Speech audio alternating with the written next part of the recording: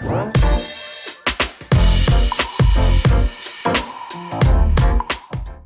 Robert. Hey, Tammira. Welcome to the His and Her Money Show. How are you? Hey, We are good. you're Thank you doing for great. having us. Thanks for We're, having. we're super glad that you all are here. You all have done some amazing things as a couple and business and life in general. And so, we have a lot of couples that listen to the show. And so we thought it'd be awesome to have you guys come and share your journey with us today.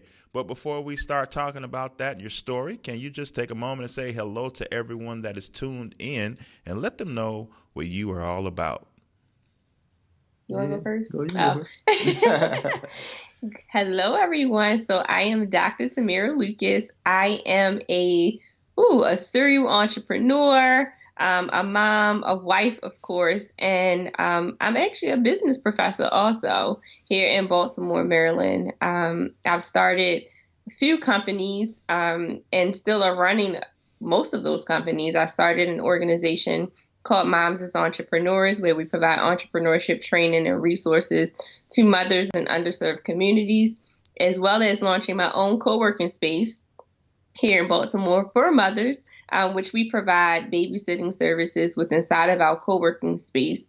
And because my life isn't busy enough, I do have the Business Doctor Consulting Firm, which we provide social media management and business consulting to companies, small, large, or medium. But we mainly focus on the medium and large companies and helping them to start, sustain, and grow. You finished? No, You're gonna take up the whole show. I mean, Sad. Hey, everybody. I'm Robert Lucas. I started out with, with my father with a home service business, doing like actually we started just doing carpet cleaning. Then, just started adding on to like power washing, deck staining, and, all different home services. We kind of grew that to like to a good level. And I just wanted to branch off and do my own thing. So I jumped out and started a used car dealership. That's been about 3 years now. That's doing pretty good. Awesome. Now, for you all, it sounds like entrepreneurship has always been a part of your life, or at least it became a part of your life at a young age. So talk about the beginnings of your ascent to the world of entrepreneurship. The beginning for me, I feel like I was born to be an entrepreneur. Like ever since like elementary, I always had some type of little business going on, from selling pens to that he took from other people and resold them, by the way. No, actually, well, like you want me to keep it real. I actually stole them from Walmart. I mean, no, not Walmart, whatever, Woolworth, and sold them for $3 each, and then stole them back from the kids, and then resold them to them. All right, that's one way to get started. I had to maximize my profit, but then from there, I tried to get a job, but it just, I'm too opinionated, and it just didn't work out. I've been fired from just about every job I ever had. It's like it wasn't meant to be.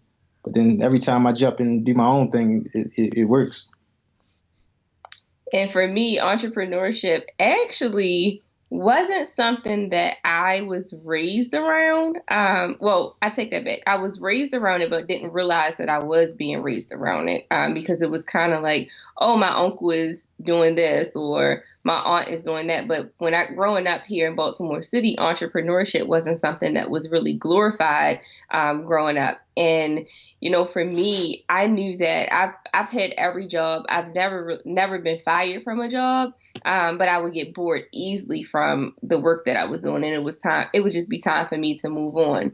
I have 3 business degrees, so that's kind of where my passion for entrepreneurship and business came about. But I saw that, in the community of where I lived at, there wasn't a lot of people that looked like me that were successful entrepreneurs. So that was a challenge for me to say, hey, I am going to be a successful entrepreneur, but not only am I going to be a successful entrepreneur, I'm going to teach others how to do the same thing and not live the status quo. Because everyone, for me, was like, oh, you have a college degree, go and get a government job. And I'm like, no, that's boring. I don't want to do that. So that's kind of how I got into entrepreneurship. It was more of me being taught formally in school about business and then seeing the possibilities out there as I, was networking and things like that.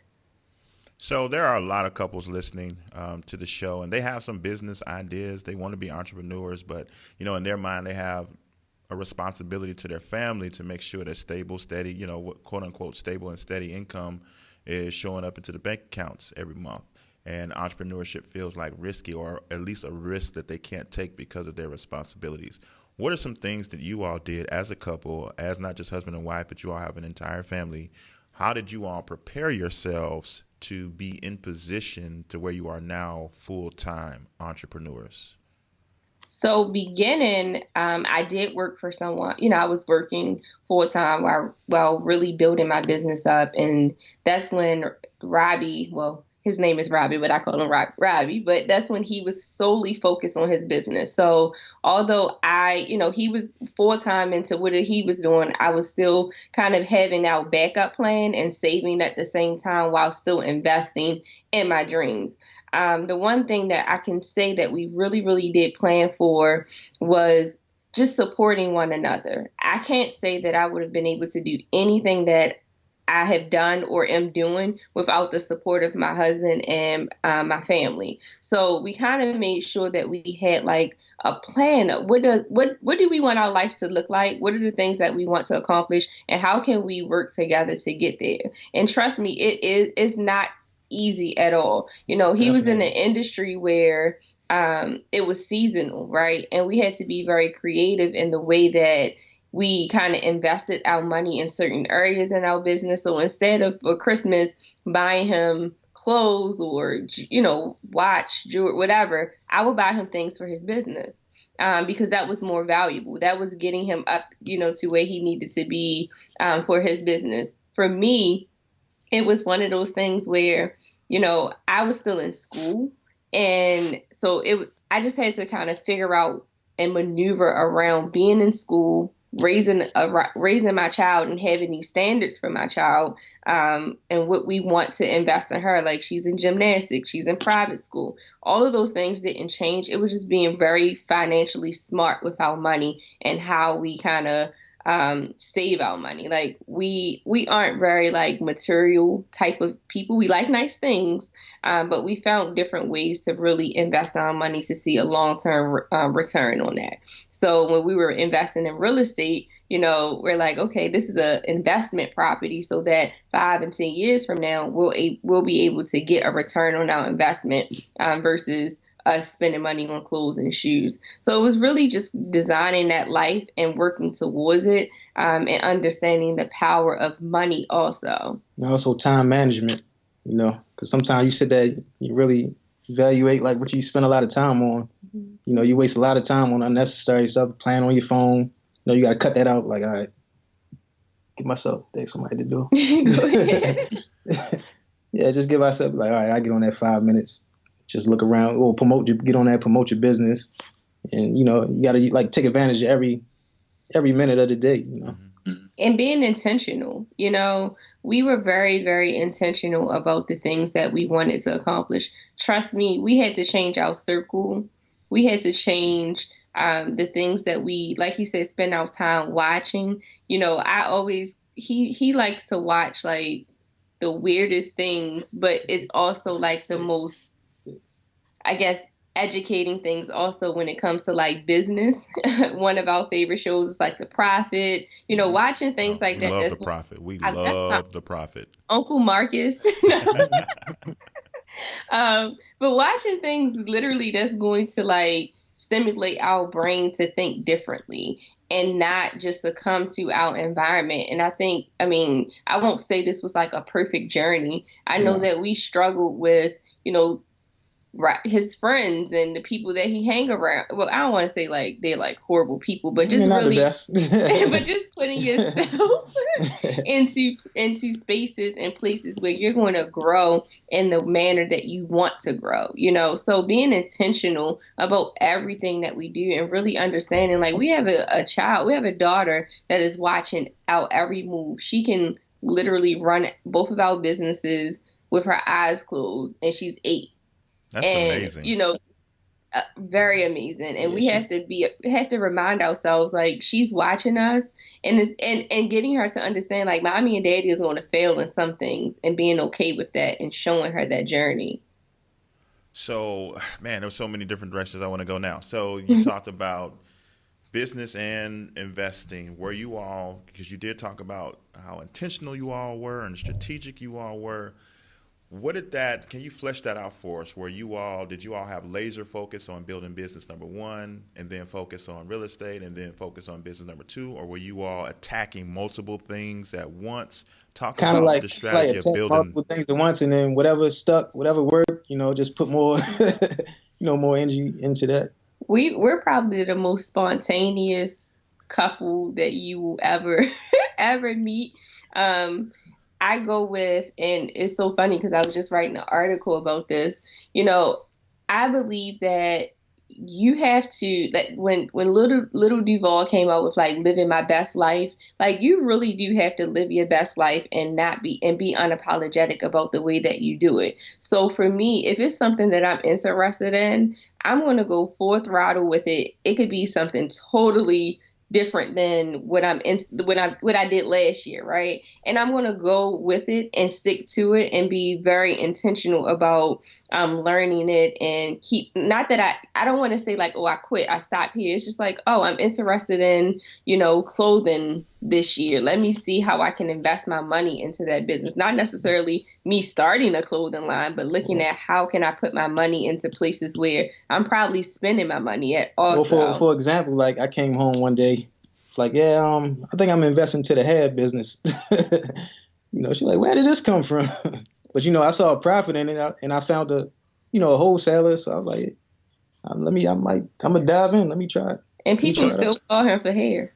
Let's use your example. Let's help people. Let's use the example you just gave.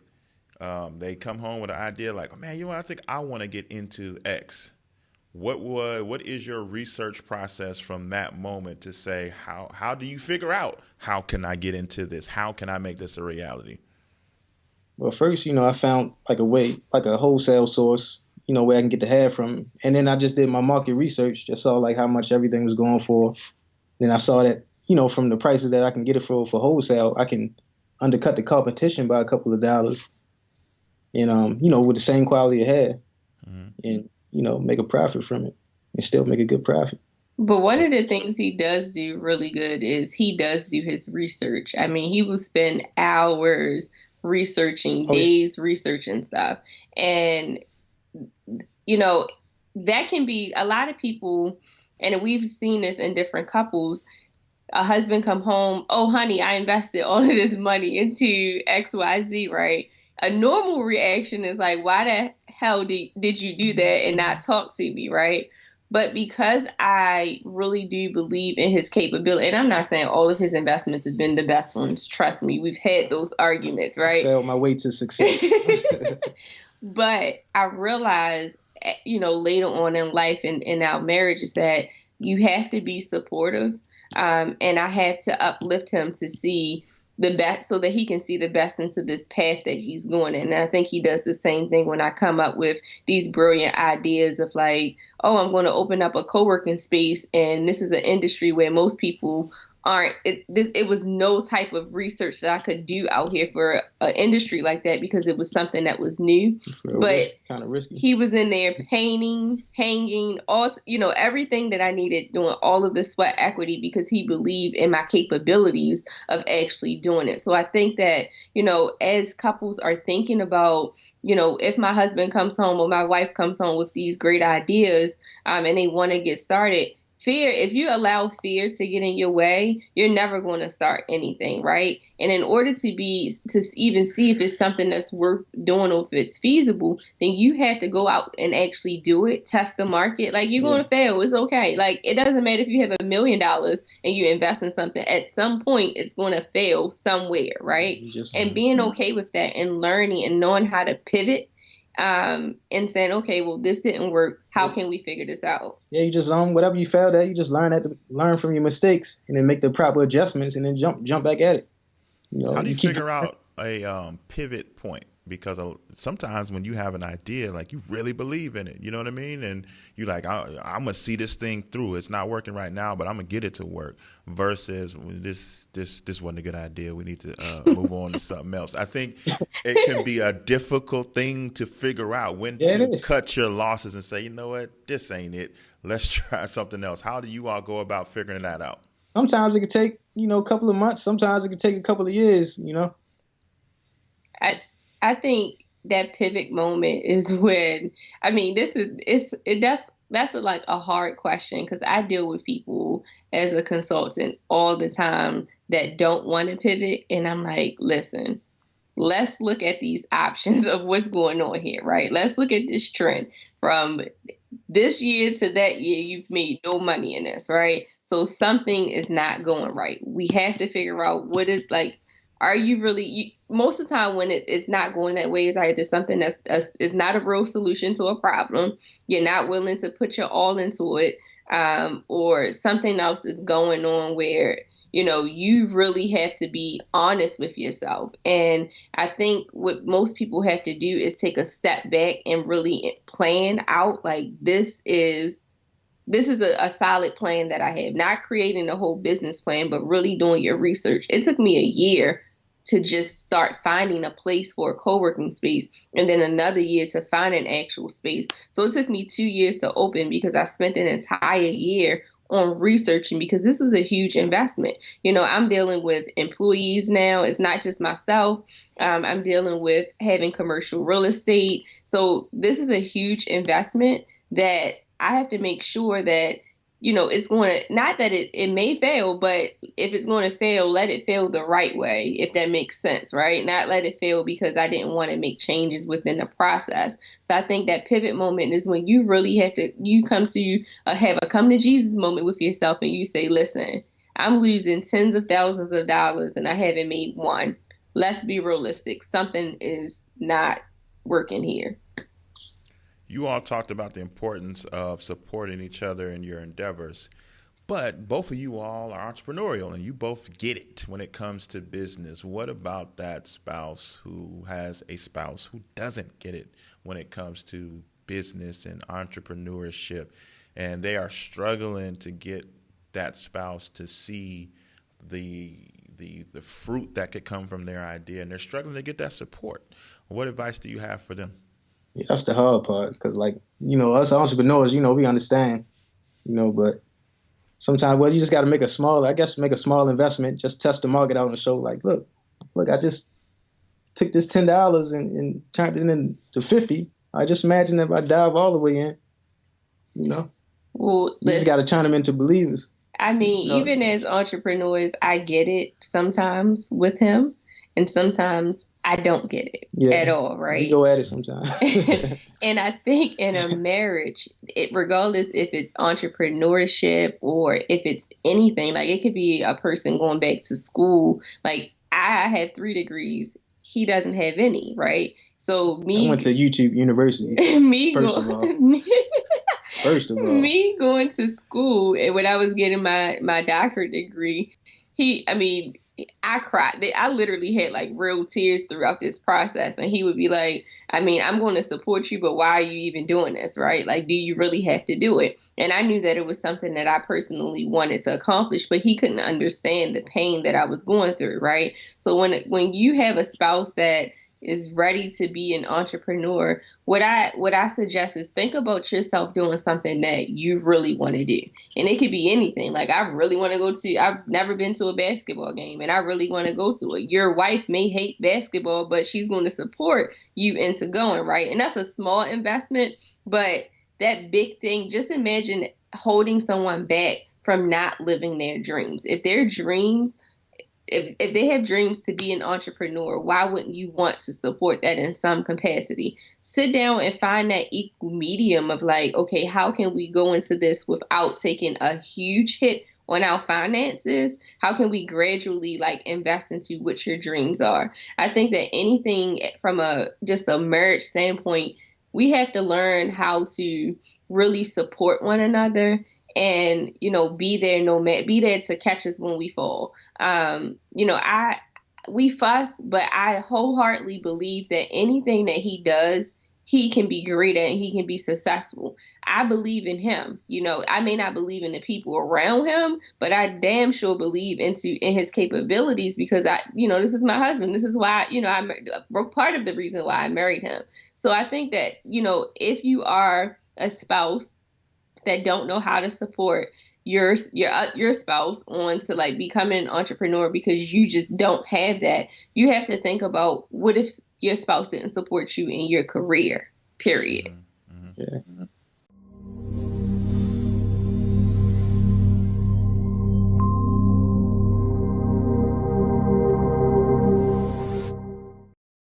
Imagine a life where your money isn't strangled by mortgage payments. Imagine what you could do when you don't have to send them money that you work so hard for. Come get simple, powerful, and real solutions to eliminating monthly mortgage payments forever. America's #1 money couple presents Crush My Mortgage. In this exclusive course, you will be equipped with strategies to help you move faster toward the promised land of owning your house free and clear. Learn strategies to help you in the areas of payment acceleration, extra income generation, and wealth creation, all to help you crush your mortgage. Visit crushmymortgage.com and get started today. Join us on the path to power, freedom, and legacy. That's crushmymortgage.com.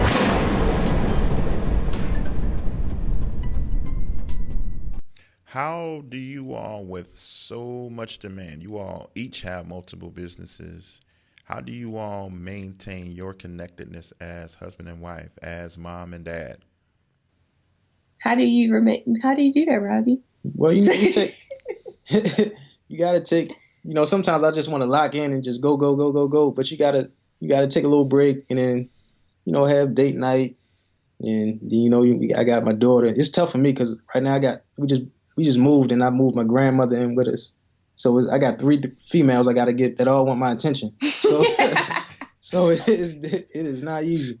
So you just got to just balance it out. So. Just have like date night and then time with the family. My grandmother, she likes to go to the craft store. I got to find time to take her to the craft store and go see all the Madea movies and all that stuff. You got to go to one Friday. Yeah, Friday. I go see the new one. So we travel a lot too. So one of the things, and I travel a lot for the work that I do. So what I try to do is incorporate those times where he's traveling with me or we're traveling as a family. But I can honestly say that we take time and we travel and we actually we don't mind traveling with the entire family. So we kind of have a system that we work off. We all go and then him and I will, do our thing. And then my grandmother and my daughter will do their thing while we're away. So we kind of found the balance and like, what is it that we really like to do? I would much rather travel than to have a date night every Friday, right? As long as we in here Netflix and chilling, I'm absolutely okay with that. You feed me, I'm good. And yeah, you just got to know what you want. Like you can sit there and if you want to be a billionaire, that's like all work. But if you want to do like more family time and have it, well balanced, you just got to understand what you want. And I think that's a big part of what he just said. So we want to be success. We don't let money define our success. When you're chasing, like we're chasing our dreams, and it doesn't necessarily mean that it's like, oh, we're building this $1 billion empire. We would love to build a $1 billion empire. Don't get me wrong. But you gotta be realistic. But that's not our, we don't let that money define what it is that we're doing. And, some people can get, I have billionaire clients that have dedicated their entire life to their work. and their family is just null and void now. Like they don't even have a relationship with their kids, with their divorce, those type of things. I do not want that. I want my child to know that mommy was I don't go to everything, trust me, but mommy was here, and she wasn't just disconnected from the things that I have going on in my life. And the same thing for my husband. I want him to know that, I'm there no matter what. And I'm the one that traveled the most.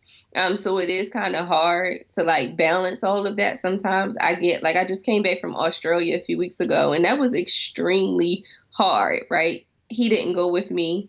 I had my sister and friend with me, but normally when I'm on those type of trips, he's there with me, and it was hard, So there are hard times in that process. It's just knowing how to balance that. Definitely hard for me. I had to hold down the kids, everything, pick up school, drop her employees off at work, and still run my business. Teamwork. Makes the dream work. He survived to talk about it. Look at him. So now in entrepreneurship, though, a big thing that's going to be different for your 9-to-5 situation is income fluctuates. It's not always the same from check month to month. So how do you all keep things stable with an unstable income as you all are continuing to grow? How are you making sure that you're not overtaken in a negative way from the fluctuation in income? Well, you just got to know, like, with your business, like when the high peaks are, when the slow peaks are, and you just got to budget from there. Like, just because you made X amount of dollars, you could have had the best month of your life, last month. That doesn't mean like increase your spending. Still keep your budget, because you got to plan. Like, just say worst case scenario, I don't sell not one car in June. No, you better sell cars. I'm just saying, worst case, I got to just plan out for that just in case, So I just try to stretch it out. So I make sure all the overhead is paid, and we diversify our portfolio. So it's not just having, one stream of income in business. So we have like those multiple streams, which I don't care if you have a 9-to-5 or not, you still need to diversify your portfolio, your income portfolio, because what happened last month? The government shut down, right? People went without paychecks. But if you have other sources of income, it was just like, oh, okay, well, I have to cut back this much this month because I'm not getting that paycheck. So that is so important. And I literally spent like a few hours today just going over like sources of income that we really need to tap into so that we can keep diversifying that, our income pipelines or our income portfolios. But that's one of the ways, because nothing is never stable, whether it's, your 9-to-5 or your business, and you have to plan accordingly. And just make sure that, you're working together and you're creating a plan. So I know like his high peaks, and I'm more of the like the budgeter here. He's still here. I'm more of the budgeter here. Whereas though he's like, okay, we'll just take care of it, which sometimes gets on my damn nerves. But so I'm like, okay, we can do this and, between these months, and we can't do anything. Like, I know that I just kind of have a really good handle on the finances because I'm a money person. I like to just live this life, might want to go to Egypt next month. Why not? He better not. I'm in my prime, baby. We in a budget. We on a budget this month. Now, another money area when it comes to entrepreneurship that people ask us about or have concerns over is healthcare costs, because when you're not at a 9-to-5, the healthcare is on you. So do you all have any wisdom in this area for people who are considering launching out into the business world?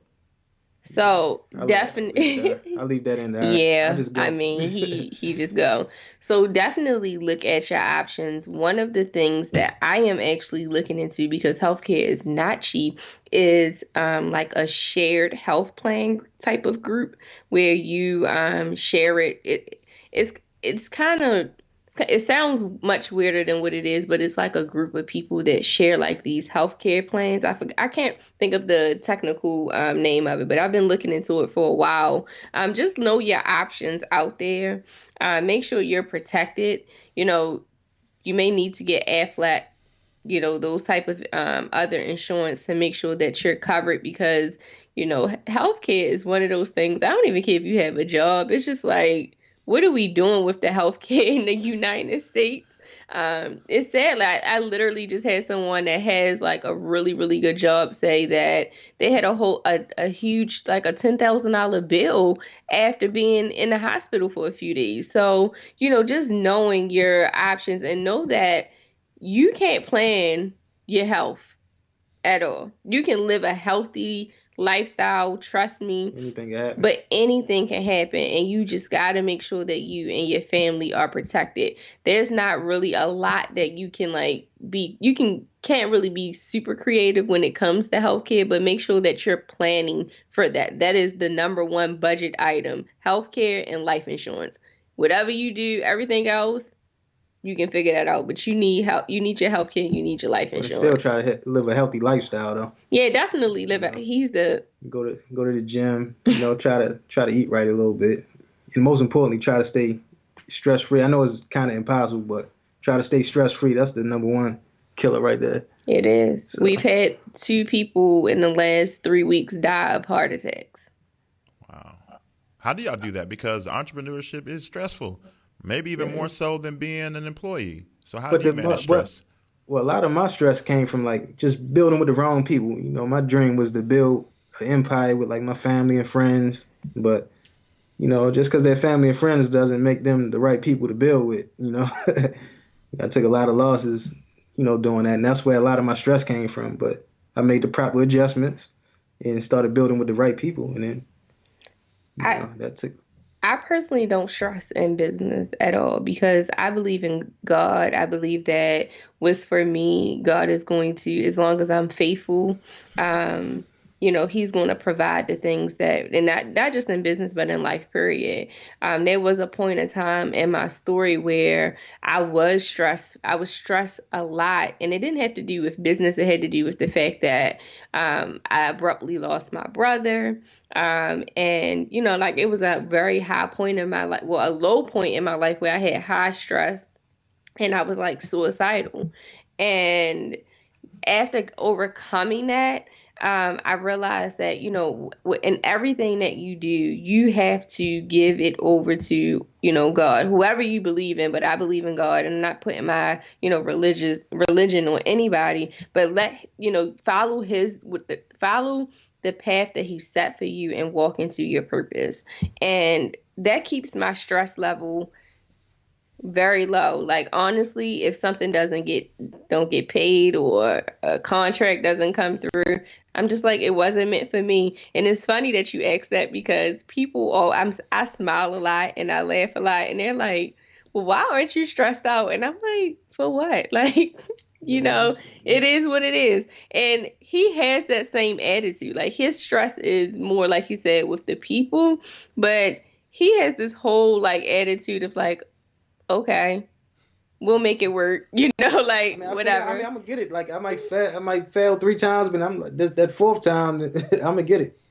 Okay. You know, you just go, and then just budget right, and you know. The power of prayer. And I'm sure you know that, the power of prayer. I pray a lot, and you just gotta believe in what you're doing, you know. Like, if you don't really believe in it, then you really shouldn't be doing it. You know, don't do it just because I see Joe Blow doing it or whatever, and he made some money doing it. Mm-hmm. You know, you gotta do it because you're really passionate about it. You know, just put your all into it, and it's going to eventually work. Why do you feel that entrepreneurship is a key component of building generational wealth for your family? Oh my goodness, that is God put me on this earth to do that and to teach others how to do that. Generational wealth, especially in the African American community, at one point, I know, or still at a point, does not exist. And in order for us to really have power and money, have power and, what they say, money, power, and respect, we have to understand that generational wealth. I do not want my daughter to have to go to college and have debt. I want to plan for that, right? And that's something that did not happen when we were younger, when we were born. Generational wealth will definitely impact communities where poverty is a problem in places like Baltimore.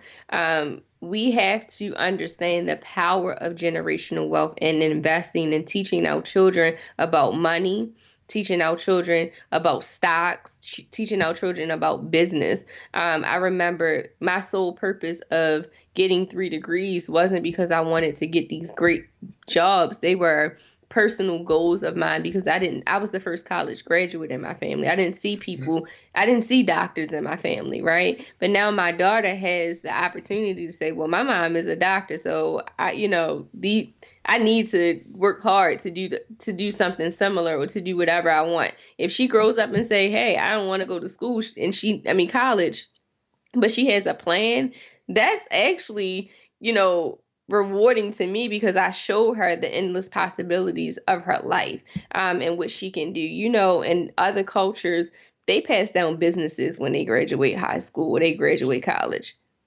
We need to do that. Yeah. We need to understand that she's not getting a car, she's getting a business. Here you go. You make more money, you can buy a car yourself.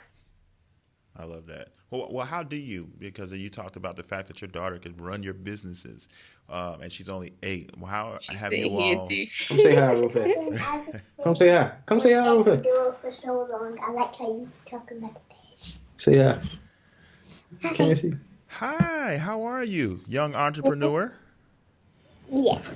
So, how are you all intentional with incorporating or planting seeds with your daughter as to the world of entrepreneurship? See, I just involve her. I take it to the car auction with me. She comes down the car lot. She answers the phones. And they really think that she's like an adult answering the phone. She does the commercials. She's in the commercials and everything. Right? I guess by her like seeing us the way we operate, like it kind of like naturally just. Yeah, she was in school apparently getting me to buy slime, and she was in school selling the slime, and I didn't even know that's what she was doing with the slime. Sounds familiar. I think I heard that earlier in the interview. She's been right. She's been I started my first business because of her. I started a kids accessory line called Ryan's Closet. Her name is Ryan, because she didn't have any hair when she was born, and I started making these one of a kind pieces, right? But she was brought into that from birth. Literally, I feel like I pushed her out and she was like really raised into entrepreneurship.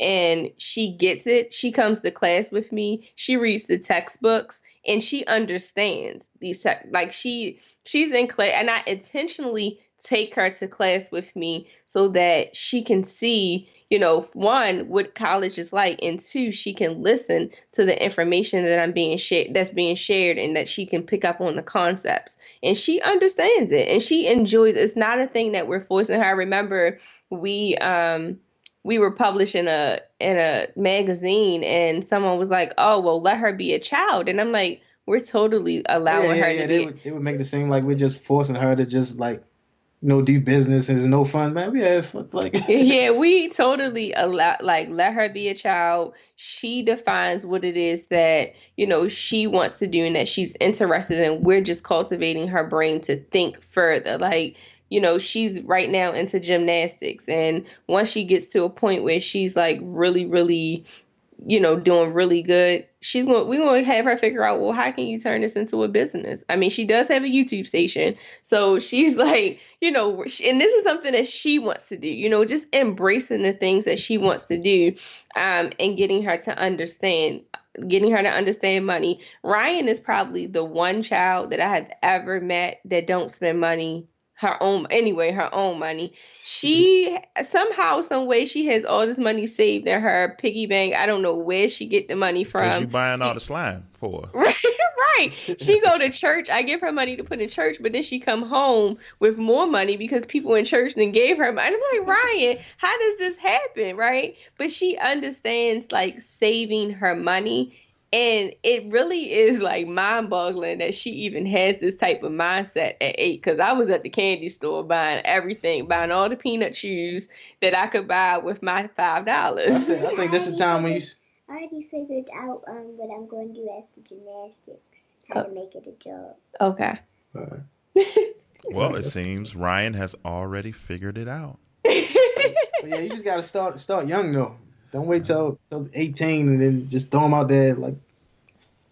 What advice do you have for couples as we wrap up that want to do it, that want to be business owners? What would you tell them to be careful of so that they get off on the right foot? Be careful of just building. Number one, building with the wrong people. Definitely. I don't care if that's your brother, your best friend. Like, this lifestyle isn't for everybody, Mm-hmm. And they'll definitely drag you down and make the process a lot harder. Number one is definitely building with the right people. I would say from a business standpoint, just doing your market research. Don't get caught up into like, oh, let me just put this out there. Like, really do your research about what it is that you're getting yourself into. Understand like the people, the process, and the profit, the P's that Uncle Marcus always share, but really, literally think about that. Like, what does it take? Like, I had this vision of my co-working space, but I didn't realize it was going to take so much sweat equity to get it to where I wanted to be. I felt bad for him. Like, I was crying because he was up until 2 a.m. in the morning painting. Those are things that I didn't consider. And you want to think about that whole process. From a personal standpoint, what I would say is don't get your mind so consumed with your business that you forget about your family or you forget about what your purpose is.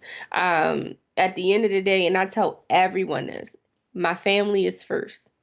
So if I'm at a meeting and something happens with my child, I'm leaving.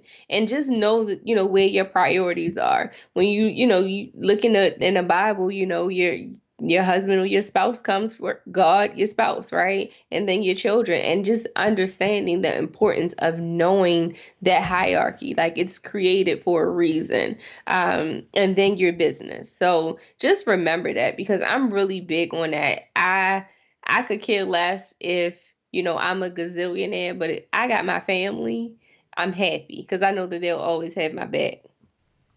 Awesome advice. Just do your research. Definitely. Whatever you're doing, whatever business you get into, just definitely do your research and network with people that's, in that industry, and just put pride in it's all about, that's like your name. That's your brand right there. So just don't half do it. If you're going to do it, then do it. Go all the way with it. And get a mentor. I'm sorry. That's important. Get a mentor personally for your personal life. I have the mentors that I look up to that has, they have a journey in their marriage, but they're able to give me solid advice. And I have some amazing business mentors. Get people that are doing the things that you want to do, you desire to do, that you can really look up to. And you don't have to just have one mentor. I have tons of mentors. Get them. That's so important. I know that's like cliche because people say it all the time, but it is so valuable when people invest inside, like in you, and knowing that you're pet. Because if it wasn't for some of my mentors, I promise you, I definitely wouldn't be where I am today, because I didn't have the faith, honestly, to say that, oh, I'm actually capable of doing this. I'm actually able, I have the actual tenacity to be able to do this. And they're like, yes, and we're going to invest in you. And not just monetary, but spiritually. I'm going to invest in you. I'm going to pray for you. I'm going to do, we're going to connect you with these people. Getting the right people, around you and mentors, that is so, so important. You are like the 5 people that you hang around the most. You already know you are a direct reflection of them. And I'm really big on that. I ain't got time. Like, I ain't got time. Ain't got time for that. So tell everybody all about your website, what you all offer, and how they can stay in touch with you. We didn't even mention our Lucas Brand podcast. You are horrible. You slipping. You slipping. So for those that are listening, again, we are the Lucas Brand, so you can definitely tune into our Lucas Brand podcast where we just share our life. Like, everyone thinks we need a reality show. That is our reality show. But you can also learn more about me on Instagram at the Business Dr. Or at TammiraLucas.com. My Instagram is _Lucas_Empire. You know, I put family stuff in there, family business stuff. And his quotes. My quotes. I be reading You be reading it. And I got in my car dealership is Cardinal Motors. That's www.cardinalmotors.com. That's in Baltimore, Maryland. And we also have Lucas Special Services. That's my home service business. All right, we'll be sure to have all the links to all that you all have mentioned in the show notes of this episode. Man, you all shared a lot of insight and wisdom today with the audience, and we're super grateful that you all allowed yourself to have some time to do so. So thank you so much for coming on the show today. Thank you for having us. This was awesome.